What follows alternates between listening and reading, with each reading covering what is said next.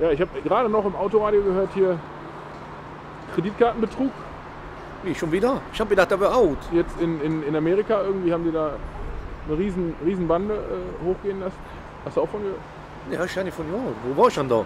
Leck mich, wo, hä? War ich ja nicht mitgekriegt. Wenn das so ist, ja, das ist natürlich ein Ding. Aber das siehst du mal, ich sage immer, Bares ist Wahres.